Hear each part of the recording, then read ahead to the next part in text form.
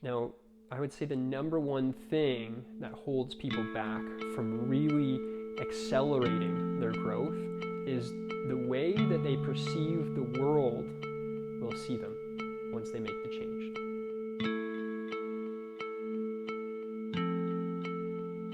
Welcome back to Embodied Relating with Braedy Mac.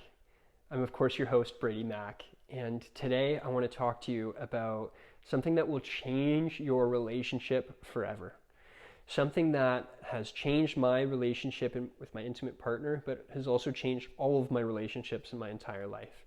And it's understanding that sometimes there's things that we see that our partner does not see yet, but we would like for them to see. We'd like for them to grow and to come on this journey with us and to understand themselves better so that they can show up to be more intimate, to be more loving, to be more free in the mind. And there's ways that we can bring them along on that journey. We all move at different paces, and that's just the reality. Is we've maybe learned some lessons that our partner hasn't yet, or maybe they've learned some lessons that we haven't yet. And what we can do through relating is start to bridge those gaps, start to fill in the parts of self that we don't yet see or understand yet, and become more whole. And I've got an amazing technique to support you and your partner in doing just that. So when you think about this, it's not just about you and your intimate partner. It's also about you and every relationship in your life. So this technique that I'm about to teach you is relevant for your friends, for your family, for your coworkers, for the people that you play sports with, the people that you walk your dog with, the people at the grocery store, for everyone in your life. And if you think about all of those different communities, right, you are in the middle of that. If you can imagine like a mind map where you're a little bubble in the middle, and then there's nodes coming out from there, and there's a list of people from your grocery store, people that you play sports with, people that you are working with, people that are your family members, people that you're intimately involved with. So there's all these different groups. Now, what happens is in humans, we either stay the same or we grow. And the brain particularly likes familiarity. Right? It likes predictable outcomes, and there's a great saying, it's that your brain will choose a familiar hell over a new possibility. And it's true. Oftentimes, we will stick in the same pattern of being because it's familiar, because we know it, it's comfortable, right? So what actually happens when we change, when we grow? Well, a few different things. But what can be difficult is when we change or we grow, we have these new understandings of life. Those people around us sometimes have a harder time accepting that because they want you to stay the same. They want you to be familiar when they see you. And it's not them actually intending for that, but it's just the way that our biology is set up and the way that they perceive you. It's really useful for the brain to not have to think about all these new parts of you. We want to believe that the human is the way that the human is, or is the way that the human was. But it's not true. We're ever evolving, we're ever growing. And if you're watching this podcast, you're probably somewhere in the self-development space. And great, it's beautiful. Now, I would say the number one thing that holds people back from really accelerating their growth is the way that they perceive the world will see them once they make the change. So I'll say that again. The number one thing that inhibits, let me say it one more time. The number one thing that inhibits your growth is the perception of the way that the people in your life perceive you. Right?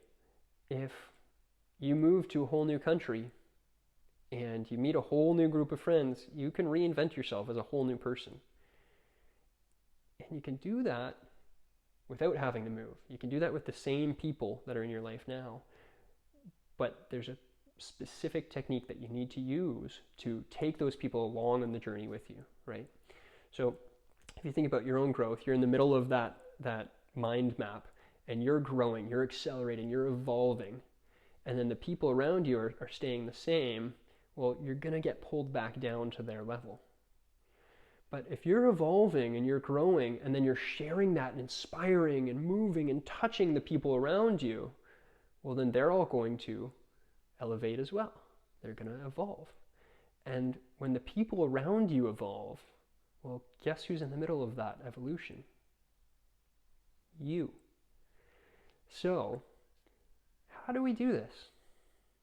How do we share with our communities, friends, family, intimate partner, sporting friends, teammates, colleagues, coworkers, you name it?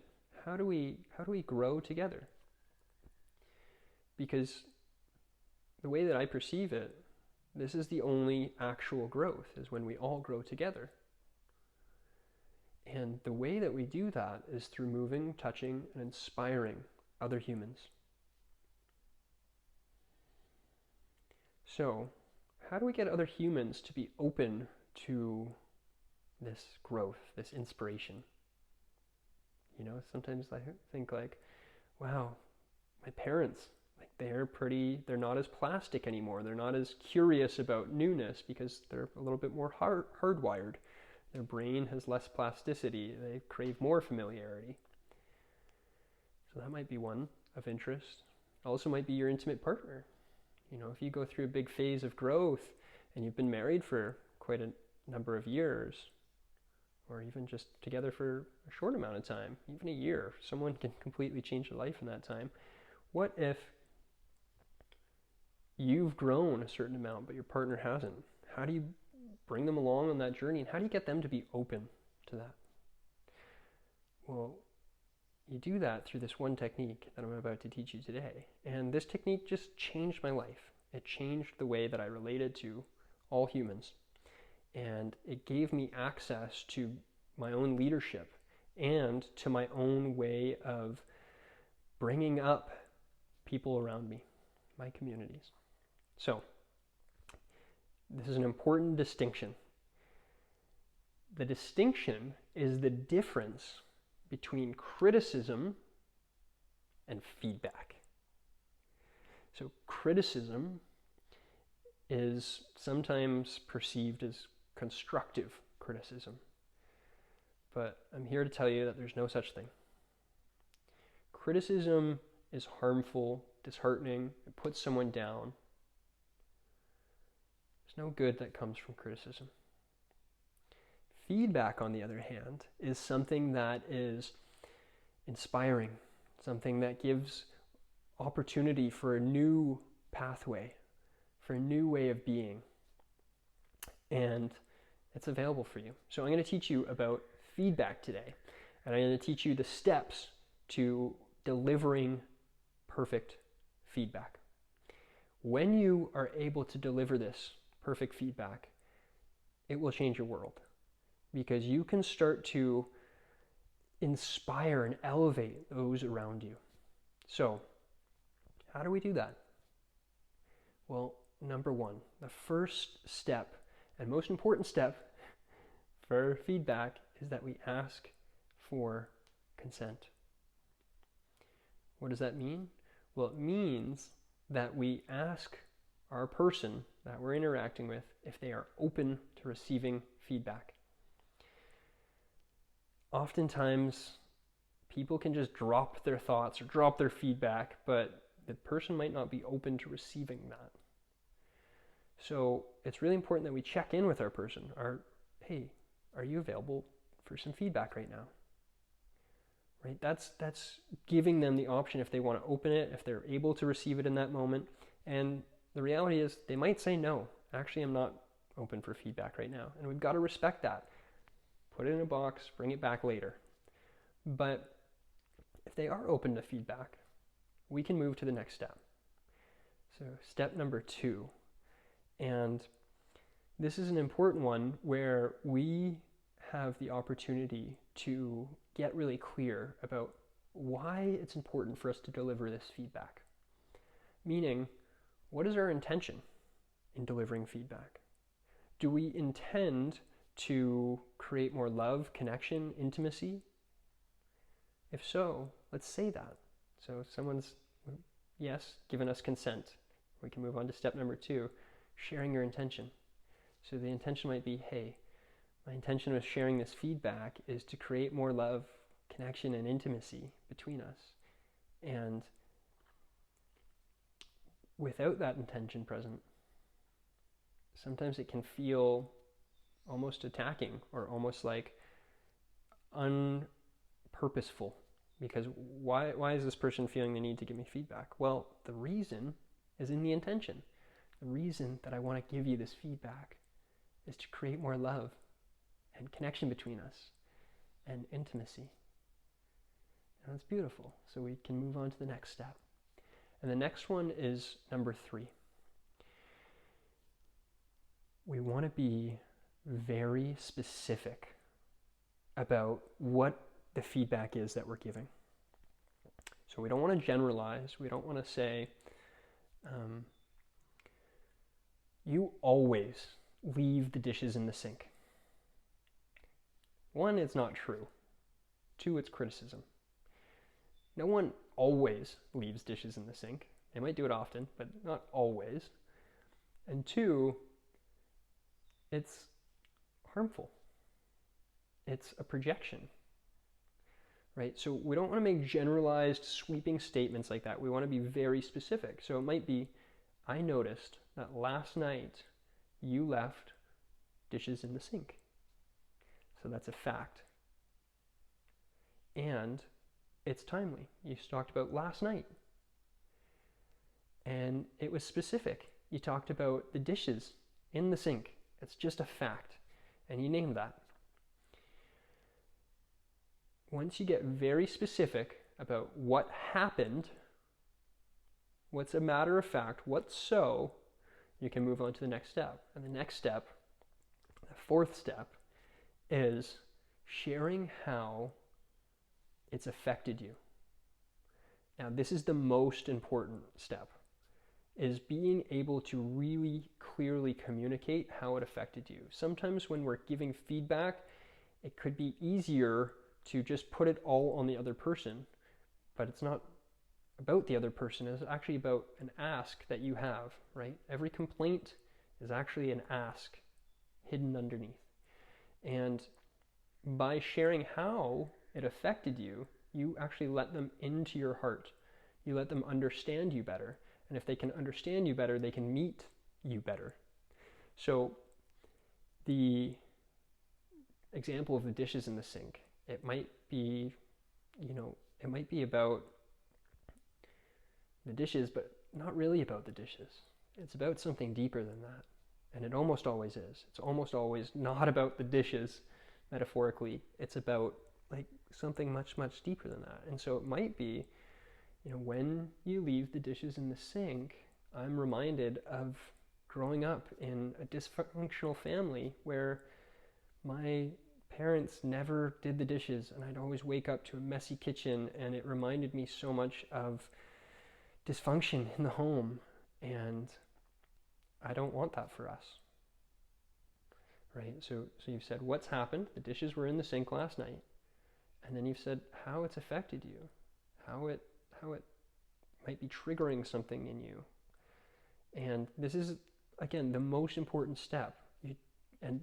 Oftentimes, the step that most people skip over, right?